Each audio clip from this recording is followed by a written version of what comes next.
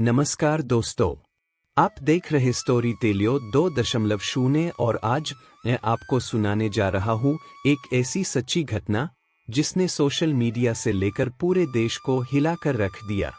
एक ऐसी लड़की जो अचानक गायब हो जाती है। परिवार, पुलिस, पहाड़ों से लेकर मैदानों तक सब उसे खोजते हैं, लेकिन जब वो मिलती है जिंदा तो हर कोई बस एक ही सवाल पूछता है, क्या वाकई सोनम बेवफा थी? ये कहानी है सोनम रघुवंशी की और इसकी शुरुआत होती है 9 जून 2025 की सुबह, जब मेघालय के मुख्यमंत्री कोनराड संगमा एक ट्वीट करते हैं। ट्वीट में जानकारी दी जाती है कि राजा हत्याकांड में बड़ी कामयाबी मिली है। 3 हमलावर गिरफ्तार हो चुके हैं। एक महिला ने आत्मसमर्पण कर दिया है और एक और की तलाश जारी है। बस फिर क्या था? सोशल मीडिया पर मानो भूचाल आ गया, क्योंकि उसी ट्वीट के बाद एक और खबर सामने आती है, सोनम जिंदा मिल चुकी है। वही सोनम जिसकी तलाश में Meghalaya police, SDRF, NDRF, local लोग और इंदौर की टीम पिछले 17 दिनों से दिन रात एक किए हुए थी। लेकिन वो किसे और कहां मिली, यही इस कहानी की असली चौंकाने वाली बात है। गाजीपुर की एक रात उत्तर प्रदेश के गाजीपुर जिले के नंदगंज थाना क्षेत्र में एक ढाबा है। काशी चाय का जायका 18 और 9 जून की दरमियानी रात थी, लगभग बजे का वक्त। अंधेरे में ढाबा थोड़ा उजाला दे रहा था। वहीं एक लड़की बिखरे बाल, काली टी शर्ट, जीन्स, घबराई हुई हालत में ढाबे के टिन शेड के पास आकर खड़ी हो जाती है। वो इधर-उधर देख रही थी, जैसे किसी को तलाश रही हो या शायद किसी से छुप रही हो। ढाबे पर काम करने वाला एक छोटा लड़का छोटू उसे देखता है। उसके मन में सवाल उठते हैं। वह जाकर ढाबे के मालिक साहिल यादव से कहता है, भैया, एक लड़की आई है, बहुत परेशान लग रही है, बाल बिखरे हुए हैं, कुछ बोल नहीं रही। साहिल थोड़ा सोचता है, लेकिन इंसानियत उसे रोक नहीं पाती। वो खुद उस लड़की के पास जाता है और पूछता है, बहन जी, कुछ मदद चाहिए? खाना चाहिए या कोई दिक्कत है? लड़की कहती है, एक फोन मिल सकता है, मुझे घर पर बात करनी है।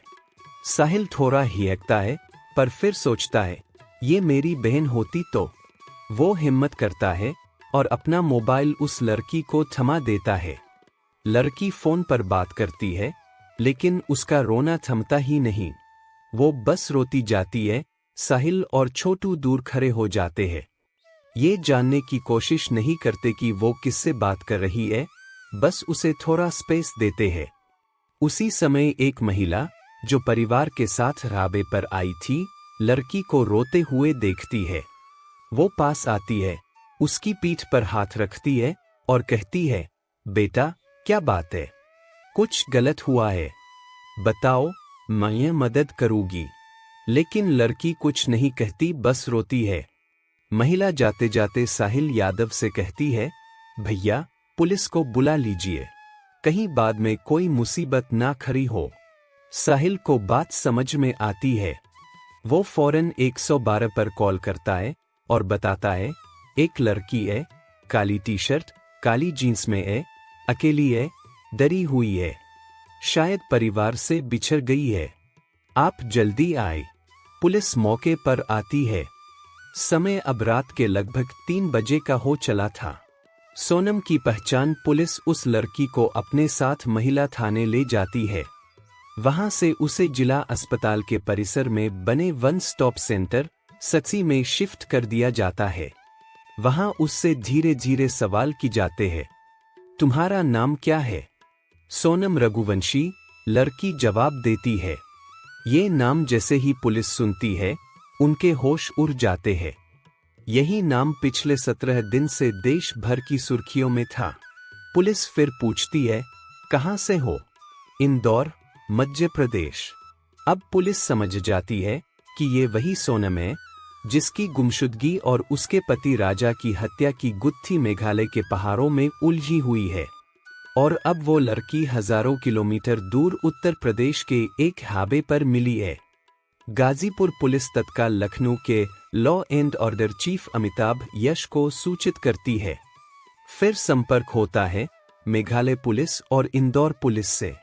मेघालय पुलिस हैरान होती है, जिस लड़की की तलाश पहाड़ियों, झरनों और जंगलों में की जा रही थी, वो यूपी के एक छोटे से कस्बे में कैसे मिल गई। लड़की से पूछा जाता है, तुमने किससे बात की थी?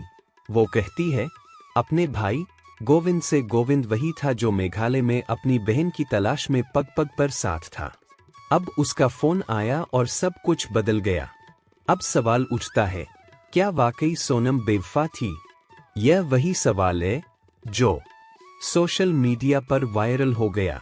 किसी ने लिखा सोनम ही बेवफा है, तो कोई बोला ये सब कुछ पहले से प्लान था। लेकिन सच्चाई क्या है? क्या वाकई सोनम अपने पति राजा की हत्या में शामिल थी? क्या वो खुद भागी थी, या फिर वो शिकार थी किसी गहरी साजिश का? जैसे जैसे पुलिस की पूछताछ आगे बढ़ी, नई परतें खुलती गईं। एक गाइड अल्बर्ट पेट सामने आता है, जो मेघालय के मावलिनोंग क्षेत्र का है। वो कहता है कि उसने 30 मई को सोनम और राजा को साथ देखा था। लेकिन फिर क्या हुआ? कैसे सोनम लापता हो गई, राजा की हत्या हुई और सोनम सैकड़ों किलोमीटर दूर यूपी में मिली? ये अभी भी जांच का विषय है। लेकिन एक बात साफ है, सोनम जिंदा है और उसका मिलना ही अब कई नए सवाल खड़े कर रहा है। तो दोस्तों, क्या सोनम वाकई दोषी है, या वो सिर्फ एक लड़की है जो वक्त, हालात और धोखे की शिकार हो गई? सच क्या है, यह अब कोर्ट और जांच एजेंसियां तय करेंगी। पर एक बात तो तय है, इस पूरी कहानी ने दिखा दिया कि एक ट्वीट, एक चाय वाला, एक छोटा लड़का और एक महिला कैसे किसी की जिंदगी बदल सकते हैं। नमस्कार दोस्तों, आप देख रहे हैं स्टोरी टेल्स 20 सच्चाई की आवाज। आज हम बात करेंगे उस गाइड की जो इस मामले में पहला चश्मदीद बनकर सामने आता है। और धीरे धीरे जब परतें खुलती है तो साल होता है कि ये सिर्फ एक हत्या नहीं थी, ये एक प्लान था, पूरी तैयारी थी। शुरुआत होती है शिलांग से। 20 मई 2025 सोनम और राजा रघुवंशी, एक नया शादीशुदा जोड़ा, अपना हनीमून मनाने गुवाहाटी और शिलांग के टूर पर निकलते हैं। प्लानिंग थी 20 से 29 मई तक का। शादी हुई थी मई को, और इसके बाद उन्होंने तय किया कि मां कामाख्या देवी के दर्शन करेंगे और फिर जाएंगे शिलांग की वादियों में घूमने। एक गाइड अल्बर्ट पेर, स्थानीय निवासी, इनसे मिलता है। वो कहता है, मैं गाइड हूं, मेरी सेवाएं ले सकते हैं। पर राजा और सोनम उसे साफ इनकार कर देते हैं। क्यों? शायद इसलिए कि अल्बर्ट को हिंदी नहीं आती थी। वो या तो अंग्रेजी बोल सकता था या खासी भाषा। राजा और सोनम और उनके साथ जो 3 लोग थे, वो सब हिंदी में बातचीत कर रहे थे। 3 लोग और थे। कौन थे ये? अल्बर्ट को नहीं पता। बस उसे इतना याद है कि वो बातचीत समझ नहीं पाया, इसलिए साथ नहीं गया। इसके बाद सोनम और राजा एक और गाइड को हायर करते हैं, वंसाई नाम का गाइड। उसे लेकर वो चल देते हैं ट्रिप पर, और फिर सोनम गायब हो जाती है। 23 मई 2025 आखिरी कॉल दोपहर लगभग 1:45 बजे सोनम की सास उमा देवी का फोन आता है। सास पूछती है, बेटा व्रत रखा है ना? कहाँ हो? सोनम जवाब देती है, यहाँ नेटवर्क की दिक्कत है, बाद में बात करूंगी, और कॉल काट देती है। इसके बाद कोई संपर्क नहीं हो पाता। 24 मई 1925 मई, और फिर घरवाले इंतजार करते हैं, कॉल्स करते हैं, मैसेज करते हैं, लेकिन कोई जवाब नहीं। 125 मई को आखिरकार सोनम का भाई और राजा का भाई इमरजेंसी में शिलांग पहुंचते हैं, लेकिन लोकल पुलिस मदद नहीं करती। बोला जाता है गायब हो गए हैं, देख लेंगे। पर जब मामला सोशल मीडिया पर फैलता है, तब जाकर मेघालय पुलिस हरकत में आती है। दिन बाद एक लाश पूर्वी खासी हिल्स, सोहरा थाना क्षेत्र, बोइस डोंग नाम की जगह, लगभग 1000 फुट गहरी खाई वही मिलती है। एक लाश, शरीर बुरी तरह टूटा हुआ, हाथ पर एक टैटू राजा जिससे उसकी पहचान होती है। पास में एक दरांती भी मिलती है जो आमतौर पर नारियल काटने के काम आती है। लाश के शरीर पर चोट के निशान थे, हड्डियां टूटी हुई थी, और सबसे बड़ी बात, जहां लाश पाई गई वहां तक पहुंचना भी आसान नहीं था। एक 5 फुट ऊंची दीवार जिसे बिना मदद फांदना बहुत मुश्किल था। फिर राजा की लाश वहां कैसे पहुंची? क्या उसे घसीट कर ले जाया गया? क्या कोई उसे धक्का देकर फेंक गया? ये सब सवालों का जवाब अभी भी तलाशा जा रहा था। सोनम कहाँ गई? अब तक पूरा देश एक ही सवाल पूछ रहा था, राजा की हत्या हो गई, लेकिन सोनम कहाँ है? ODF, NDRF, STF, local police सब उसे खोजने में लग गए। परिवार वाले सीबीआई जांच की मांग करने लगे। पत्र लिखा गया गृह मंत्री से लेकर प्रधानमंत्री तक को, और फिर 9 जून 2025 की सुबह वो खबर आती है जिसने सबको हिलाकर रख दिया। गाजीपुर का वो ढाबा, उत्तर प्रदेश के गाजीपुर जिले का एक ढाबा, काशी चाय का जायका। रात बजे एक लड़की आती है, काली टी शर्ट, काली जीन्स, चेहरा दरा हुआ, बाल बिखरे हुए। राबे के छोटू ने सबसे पहले नोटिस किया।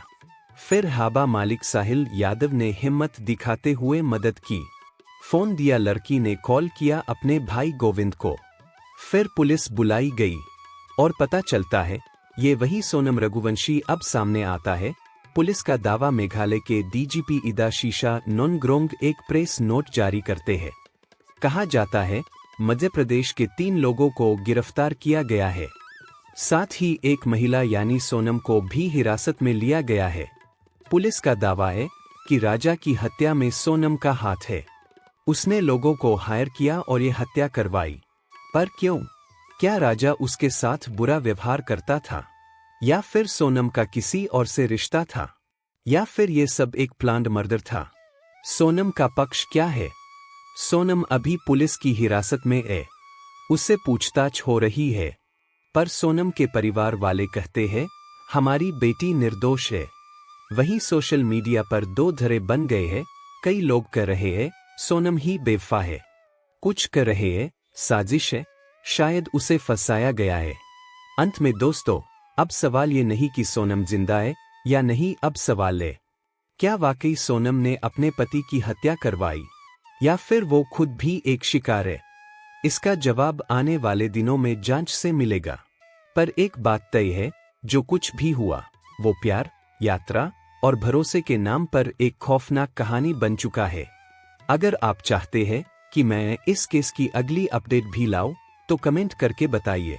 वीडियो को शेयर करें ताकि सच्चाई सब तक पहुंचे।